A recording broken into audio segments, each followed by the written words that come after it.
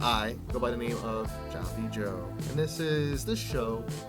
Call it how I see it. And on today's episode, I got a couple of teams I want to talk to you all about. First and foremost, I have Pratt in the house, and we are inching closer to the NBA Finals. Yes, the NBA Conference Finals are coming to a conclusion. Maybe soon, maybe not, barring some miracles. But it looks like we know who is going to be in the finals, and me and Glenn are going to talk about it. So don't want to miss out on what we're going to say about that. And secondly, I, Joffey Joe, am here to talk about some hockey. Yes, I haven't shown the NHL too much love the last couple of weeks, which is very wrong of me, because the playoffs have been great, honestly. Even though I've been keeping an eye on things, I haven't been able to break it down. But as they are also in the conference finals, I want to break down what's remaining. And as we are also looking at 2-3-1 series, I'm going to tell you what I expect to happen moving forward and why things are breaking down the way they are. So you don't want to miss out on my hockey breakdown as well, because I got some things in store for you. Yes, I'm multi-diverse, and I'm here to show off why I am that way. But you don't want to miss out on this action-packed episode. And we're back this week as we're continuing the conference finals in the NBA. But, I had to get my man Glenn Pratt back in the house. How you doing, Glenn? Oh, Joffey, man. I hear from my man Joffey. You know it's time to call it how I see it. Let's get it. Come on. Let's get it. So, as like I said, we're looking at 2-3-1 deficits right now by the Knicks and the Timberwolves, as Indiana and the Thunder have taken their full command of the series. So we have the Thunder playing tonight in OKC against the Timberwolves, which looks like the Sharks are in the water, with blood floating everywhere. Chokehold. Yeah, they're flowing in, man. It doesn't look good for the Timberwolves, and there's been a lot of heat coming down on Anthony Edwards, especially with his last performance in his last game, but and Julius Randle not showing up, only putting up 5 points. I mean, when your two best players are only putting up, 21 points, it's, definitely not a formula for success of winning that game. But, kudos to what the Thunder did after especially, bouncing back in Game 3 where they got blown out and just didn't show up. But, where they're at now, they look like they're back in the position where we led them to believe that they're going to win it all, at least from, our perspectives and stuff. But, with everything being 3-1 right now, what do you think? What do you think a Thunder and Pacers finals would look like for the NBA? I don't really get too caught up in the conspiracy thing, thinking that the NBA is in any way, shape, or form can control who gets in the finals. I mean, granted, you want the best two teams. Right. Now, Cleveland didn't get it done. I mean, you just can't roll the ball out there and think you're going to move on. You know what I'm saying? So, yeah. I mean, OKC has been the most consistent team all year. They ran into a 7-game series with Denver, which could be expected. I mean, Denver is who they are. Right. And otherwise, I mean, Pacers OKC final. OKC for the NBA, is that their best matchup? Of course not. No, but right. It's just not how it is. I mean, I can't believe those players out there want to win, man. I can't believe the NBA in any way, shape, or form has anything to do with it. I know they always talk about conspiracies and game sevens and all kinds of ways the NBA can try to make more money. You want the bigger markets to be represented in the final. That's always best case scenario. Right. You know what I'm saying? Right, but right. I mean, it would be. I mean, Indiana. A coworker of ours said that Knicks were going to win this easy. I was like, bro, pump the brakes, man. Indiana's been okay. It's not going. I thought Knicks in 7. That's what I thought. Yeah. But now it's pretty much a done deal, right? No, for sure. I mean, you could definitely kind of stick. I don't want to say stick the fork in the Knicks. I feel like there's a chance that they can win tomorrow, and today, but like it just seems like the Indiana Pacers are just the better team, honestly. Like they're just constructed, they're playing better. They're especially what we saw Haliburton do the last game. With his dad in the crowd, he had basically a triple double in the first half. But then to see what he did and added, and you see him, that was really him at his best. And that was really something to watch and see. But bouncing back to what the Knicks we if you were to look at this coming in and seeing how these two teams came in, you were gonna think with the Knicks being the Celtics the way they did, you would have thought they would have put up a better fight, I guess. But these games have been close, but they've been a lot of comeback efforts and defensive stoppage, and it's just been a lot of momentum swings and stuff. But Indiana's definitely controlled the pace of the series, and guys like Siakam, he's been balling out, honestly. I think him and Haliburton really paired with each other very well, and then having these other two-way defenders like Nesmith and Nembhard, and then even having Miles Turner there too. Indiana's constructed really very well to what you need to do in coverage of the floor and stuff. Rick Carlisle, showing a good job of being a coach and stuff. It's Indiana. It's it's not the sexy pick or the one that grabs the most money, but I mean, for the most part, they earned this. Honestly, they earned it the hard way, and they've that's why they look good. And then even from last year, they've shown growth. and where they're at now, looks like they're ready to take that step. And even with the Thunder too, like we're kind of seeing them, they're taking that step. They're showing growth. They beat the Nuggets in the 7-game series, but doing it convincingly and showing where they are as a team too, young and growing, and they're going to be, I feel like, a team to be reckoned with for years and years to come, as long as they stay with this core. But we'll see how things break down. But like you said, Jay, like on paper you've seen this, and then you probably look at the season start and you're like, I don't know if this is what I want to watch, but this is what it's turned out to be. And like I said, like I think these two teams really like kind of being young and learning from last year's experiences and their runs, like they definitely ended up in this spot now. So Indiana's playing their best basketball now. I mean, for whatever it's worth. I mean, all year I remember seeing different scores where Indiana was putting up like 140 something. I mean, I can't be. I was like, why does Indiana team can score? And I mean, I know they were 4 this year. Yeah. What was their seed? I 4, believe, right? I believe they were the 5 or the 6. Were they 5 or 6? Yeah. All right. Okay. All right. I could be wrong, but I would have to check. No, I don't think they had any home. Did they have a home court? I'm not sure. Anyway, I just know that. No, because I think they played the Bucks. Now. They played the Bucks. They played the Bucks the first round. The Bucks were a 3 seed. I believe the Pacers were the 6 seed. Okay, 3-6. Yes. Okay. But they're playing their best ball now. Yeah. And that's the key. When you're playing, you don't want to be playing your best ball in December. You know what I'm saying? Yeah. It's all about peaking. And I think Indiana right now, for whatever it's worth, granted, Indiana OKC final, May OKC in 5. Now, am I disrespecting Indiana because of this run? Okay. I know. If I'm wrong, I don't mind it. Yeah. I just like OKC, man. No, it's like everybody like out there, like even like me, you, everybody out there, like calling, like commenting on what's been going on in the NBA and stuff. Like we all just like say, oh, the other team. We're never picking Indiana, but they just continue to just like get up, like win, and honestly like. And they're just always kind of going to be looked at like the underdog, especially them like being a lower seed coming in and where they are. But like they're there to fight, man, and they're going to put up a game no matter what. So it's going to be interesting to see. I definitely think once this matchup comes to light, and in terms of some type of miracle happen, but like with this matchup coming up in the NBA Finals, I think it's definitely going to be something to watch. And probably like you said, maybe 5 or 6, maybe possibly, but we're going to have to see how good things finish out here. So there's still a little bit of ball to go. So we'll see how things go. Never know, Gene. Something could happen just like that. That's why they play the game. Yeah, that's right. So what I want to dive into next, since there's been a lot of hoopla around this, and this guy really balled out last night, and I want to talk about Haliburton. There's a lot of people saying he's not a superstar, or he doesn't do this consistently all the time. But what do you think about that notion? Do you think he is he's obviously a player you want to build a team around, right? I don't know if I want to go that far. I mean, he's a good player. Okay. I mean, to say he's going to be a centerpiece and build around him, I don't know. I almost want to say he is a piece and a very important piece. He knows he could definitely take over. Right. He could, but I mean, how do we define a superstar? I mean, not a superstar. I almost think it's that guy who can, once he's on a team, automatic contender. That's how I look at it. I don't mean, how do you define superstar? I mean, what does that guy do? To me, he's got to be such a difference maker. And I almost put him, once he's on the team, you're automatically looking to get to a championship level. I don't know if I look at Haliburton like that. Good player. Yeah. I mean, he averaged 18 points this year. He's coming off a couple 20-point per game seasons the last 2. Right. Dropped a couple points this year for whatever reason. But, I mean, he's a good player. Superstar. I'm going to pump the brakes on that just a smidget, and we'll let this play out. Okay. So you think he needs to do more like consistently, right? Putting up bigger numbers absolutely. And stuff. Okay. That's the key. I think he had one of these games, for whatever it's worth. I want to say he had 4 points. Yeah. Unacceptable. No, Superstars don't do that, man. No. Now I know you said that's just one game. I know, but no, it's unacceptable not to be called. If you want to start be called a superstar, 4 points now.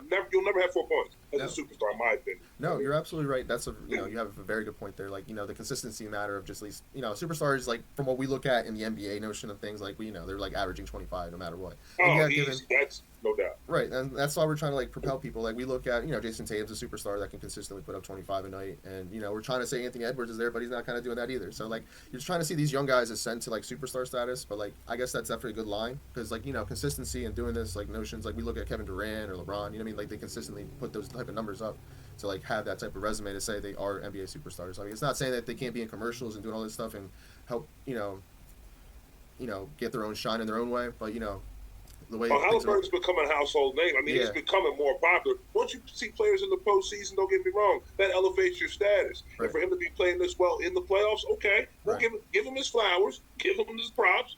But at the same token, let's don't give them too much. Let's just let it happen. Let it formulate and become what it is. Then we'll call it as we see it. You know what I mean? Yes, we will. But no, you're right, G. And plus, there's still more to be done and stuff. I mean, maybe like we would look at like Jamal Murray, like he balled out in the postseason, like when they won the championship. He had a lot of clutch plays and balled out, and then we're like looking at him like that, and then sometimes he just kind of he's not in that level. So like it's interesting to see, especially with like these point guards nowadays, since they're all shooting. But like some nights, we don't know what they're gonna get, and sometimes we still get that with Tyrese here. But no doubt about it, though, he's got a clutch gene. He's he's definitely not afraid of the moment, like they say. He's definitely a floor general too. Like it's safe to say, he's got a good feel of what's going on the court, and then for what that team is, he doesn't need to score like 30 or 25. It's not asked for him to do right now, but we'll see in the future how that comes down the line. But definitely, kudos to his run right now. So on the other end of things here, I wanted to ask between the Knicks and the T-Wolves next year, which team do you think has a better chance of maybe like going back to going on a run like this, or even trying to get to the finals? I would say be Indiana myself. No, I mean Minnesota and the Knicks. Oh, the Knicks. Right. Knicks. Yes. Wow, that's a good question. Yeah, I'm going to say the West. I'm going to say the West is tougher. I mean, Celtics are going to be down Tatum for most of next year. Right. So Boston, what will we get from them? How much of those players will be returning? Right. What kind of team are they going to assemble? I mean, Cleveland will probably come back and have a good season again. Don't get me wrong. Indiana will be in it. So the Knicks will be in the mix in the running. It's not going to be easy. I think the Knicks will have an easier road, though. I just think the West is tougher for Minnesota. No, for sure. I mean, like Minnesota, like they had to fight some tough teams to get to where they are right now. So like, I mean, it's kind of like we've kind of seen where they're at now. They they're finally facing a team that is like a higher caliber, and then they're hitting that wall. So it's going to be interesting to see. And like the Knicks too. Like I said, this is for the time to like strike now, especially with the Celtics winning the championship last year. It's definitely felt like when this series started that this is definitely the Knicks' chance. It's like their destiny, and now they kind of hit a wall too. So it's going to be interesting to see. I mean, it's going to be. I don't know what they're going to do with Tibbs. I mean, I think tomorrow he's almost like coaching for his life out here. So I don't know. It's interesting to think because they definitely need to run some more guys on the court, and it kind of seems also too. I don't want to say that they're fully gassed because condition-wise they're trained for this and everything, but I think it's important to incorporate more guys in the rotation. I really do. Like you need some more guys to play than just like 7. Barely 8 guys. It doesn't. I don't think that formula works. I mean, I know the other night they threw out some other guys, but I mean, just depending. Do you think some of this is going to fall onto the coaches if they don't? I think they're going to have take advantage of this opportunity. I think they're going to have a real discussion about how they want to use the roster moving forward, because I think but this is like how he does. That's just his system, though. He trusts his guys to be out there, make these plays, and try to win the game. So it's going to be interesting to see what happens in that that meeting, whatever once that comes. So I don't know if he is coaching for his job. I mean, it's New York. It always feels like everybody's coaching for their job. So, but it's going to be interesting to see what they do with Tibbs. I mean, his resume is definitely Hall of Fame worthy and stuff. He's done some good stuff. We all recognize his resume and stuff. So it's going to be interesting to see. But if I had to choose between the two, I would probably say the Timberwolves, but I don't know if they're going to be able to take that next step. I almost feel like they're going to be able to hit that. They're going to be stuck where they are. And I just kind of feel like the Knicks, like this kind of might have been their best chance given the circumstances with Boston and, playing against a team like you would think is lesser competition on paper like the Pacers, but the Pacers kind of just showing that they're, prevailing and showing more effort than the Knicks are. So I don't know. We're going to have to see. No doubt. Can't wait. But we'll see what happens, with this game, tonight with the Timberwolves and the Thunder, and then we'll see tomorrow. And then I think the Thunder roll them. Yeah, that's how I see it. I think so too. And minus my dog interrupting our telecast here. I appreciate you coming on, G. I do. I always appreciate you having me, man. I love to call it how I see it, man. Love it, man. Love your work. Appreciate you, man. That's what's up. Till next time. Till next time, G. That's what's up. Have a good night, man. I'll be back. All right. Peace out, man.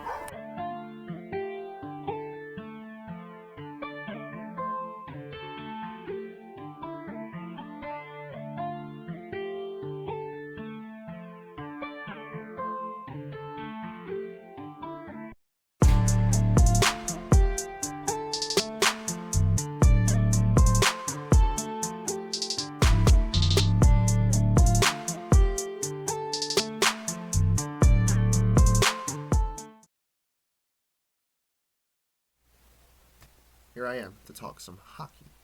Yes. So I haven't shown too much love to the NHL on the show, but now I felt since we are down to the final four teams, now is a great opportunity to show that love. So, nonetheless, the NHL playoffs have been great. I have been keeping an eye on things, and now seeing that we're down to the Western Conference Finals, as the Dallas Stars are playing the Edmonton Oilers, and down to the Eastern Conference Finals where we have the Florida Panthers, defending champions, playing the Carolina Hurricanes in a rematch. Actually, both of these conference finals are both rematches from last year, as we were able to watch the Edmonton Oilers get past the Stars and the Florida Panthers getting past the Hurricanes and facing off each other against each other in last year's Stanley Cup Finals. But I think we're on course to see the same thing. Those series are 3-1 right now, and mind you, I think that Carolina probably will win tonight, just to give their fans something to cheer about down there.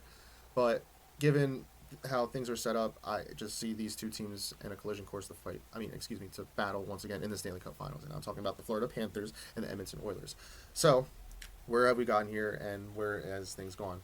So, we've seen the Florida Panthers be a little banged up, but it seems like they're getting some of their guys back in terms of Sam Reinhart and the one defenseman, excuse me. But with the Florida Panthers at 100%, I still think they have a great chance of winning the Stanley Cup and repeating as champions. This would be the first time since I believe 2020 that a team will go to the Stanley Cup for 3 times in a row, and I think this will be the first time since the Tampa Bay Lightning, which the Florida Panthers have, kind of dethroned as the better team in Florida and also the better team in hockey in terms of dynasty building. So it's really interesting to see where the Florida Panthers are right now. They had a Brad Marchand, and their team is excelling. They're putting up points, and their lines are just showing what they've shown the past couple of years. They're just strong. Their top 3 guys, whether it's, like the line of Sam Reinhart, Alexander Barkov, and Evan Rodriguez, or, adding Marchand in the second line and having Sam Bennett and all these other guys, they're really doing things that, merit them going back to the Stanley Cup Finals and winning it all again. So the Stanley Cup definitely runs through Florida right now, and I don't, like I was iterating, I do think the Carolina Hurricanes will win tonight, but I do think the Florida Panthers will wrap things up in Game 6. And it's just a big scope of where they are as a franchise and where they've gone. I mean, you have to give some credit to the Carolina Hurricanes, as they were able to finally beat them as they got swept out last year in last year's Eastern Conference Finals. But they just don't have enough. Sebastian Aho, I mean, he's probably it's still one of the best players in the world, and him on the same line with Jarvis and Shavenkov has actually been playing some of the best hockey out of all the players in the entire playoffs. I think he's second behind in goals in Rantanen coming into this conference finals. So the Carolina Hurricanes, they're formidable and led by Rod Brindamore, who's one of the greatest players to ever play for the Carolina Hurricanes. But to see where they are, it just doesn't seem that Frederick Anderson is good enough as a goalie to get over the hump and beat the Florida Panthers. Given to they have Burns on the defensive side of things and other guys, but it's just what I've seen break down, even with the Florida Panthers not being so great on the power play at home. On away, when they are playing Carolina, they haven't been able to put the puck in the net on the power play and stuff like that. So how things are breaking down, I just don't, there's no way that the Carolina Hurricanes are going to be able to come back in the series. They might win tonight, which I believe they will, and I just don't see them coming back, honestly. It's going to be too much for them to overcome, and we're just looking at a team that is really right there, and they're really in the window dynasty era right now, and we're looking at the Florida Panthers having a strong grip onto the NHL as they're going to make the Stanley Cup Finals again. I mean, they have the goalie in Bobrovsky, they have veterans and tested guys, and like I even said, adding a guy like Marchand is even really big too because he's won in Boston. So where the Florida Panthers are right now, they are the upper echelon. They had a 7-game series against the Toronto Maple Leafs, who really had them on the ropes, but just laid a freaking flat egg just like they always do, and just wasn't able to get past the hump. And I guess they're going to have to reevaluate things moving forward, as they're going to try to beat the Florida Panthers, which a lot of teams are trying to create a blueprint on how to do it, because no one's really been able to do it the last couple years. So it's going to be interesting to see how things break down. And now to swing over things to the Western Conference thing, as we're looking at Connor McDavid, Leon Draisaitl, back at it, trying to get back to the Stanley Cup Finals. So Edmonton's journey's been a little interesting. We're looking at Picard and Skinner kind of going back and forth a little bit here, with Skinner kind of coming back into the role, but having a little rough time in the playoffs. Noticing that he's gotten benched in the earlier rounds, but with Picard being injured, Skinner's been able to come back in and fill in and help solidify things for them in the net. But overall, we're seeing Connor McDavid just be amazing, whether it's getting goals or setting up plays. He's just proving why he is the best player on the ice. Anytime he steps on the ice, it's just a matter of if him and the Oilers are good enough to beat the other team across from them, and that other team is going to most likely be the Florida Panthers. So where we are with this series, it's been interesting as we saw Dallas win the one game as they were down 3-0 and then came back and won 6-3, which was amazing. But it got a little cold. Rantanen, who was great, has been lights out the entire playoffs and has been a great acquisition for the Dallas Stars since the trade block. He hasn't done much in the series. Jamie Benn has gone existent, and we're also looking at Matt Duchene. Where have you been, man? Stars need you. These guys only have one goal in the entire playoffs apiece. So these guys need to do more. And from the back end of things, we're looking at, the Oilers, whether it's Corey Perry or Bouchard. I mean, on the back end, they're really strong. And, Corey Perry scoring the one goal that helped them propel them to the win the other night. It's been, it seems like Edmonton's really on a warpath to get back and try to win this title, especially since they were able to come back 3-0 in last year's Stanley Cup Finals. I think they have more fuel to the fire and feel like they can actually test up and match up against Florida and actually beat them this time. So it's going to be really interesting to see. The only question I really do have with them is their goalie situation, just because Stuart Skinner is still kind of shaky, and we don't know about Picard being 100% moving forward. So, but like I said, on the back end, they're very strong defensively, and we're going to see how things break down. They've been good on the power play and on the penalty kill. So we're going to see how things break down, and I'm really excited to see. I mean, overall, though, the NHL's not getting enough love, and I need to show some more love to them. But I will be talking more about it in the Stanley Cup Finals as things break down. And I think it's going to be a rematch. And I possibly think that there's a chance that Edmonton can dethrone, Florida and actually win it for the first time since 1990, which would be big for the whole country of Canada. And, I mean, they've been waiting for something like this. And why not let it be, the best player in the world and, his right-hand man, Leon Draisaitl, who's a German player. But still, I mean, the two of them have just been amazing. And this team is really good. And we can't, forget about what they did last year and the run they went on. And, they've beaten some really hard teams, and given they're going against Dallas again, and Dallas fine-tuning themselves and making the play, like I said, to get Rantanen and get him away from the Avalanche and beating the Avalanche in a 7-game series. But sometimes, with these long series and stuff, teams wear down and get cold, and get figured out really quickly within the first couple games. Seems like might have happened to the Dallas Stars, especially after their, emotional first win. But, they had the home ice, and they felt like they had a better team this year to contend against Edmonton. But Edmonton just shows that they're too strong, whether it's the goalie, whether who's in net or who's not in net. It's just they're too strong, and they're just really good at what they do. So it's going to be interesting to see, and I definitely expect a rematch, but with different results. But we shall see, and you shall all tune in the future to see what happens. And that's my 10 minutes of hockey.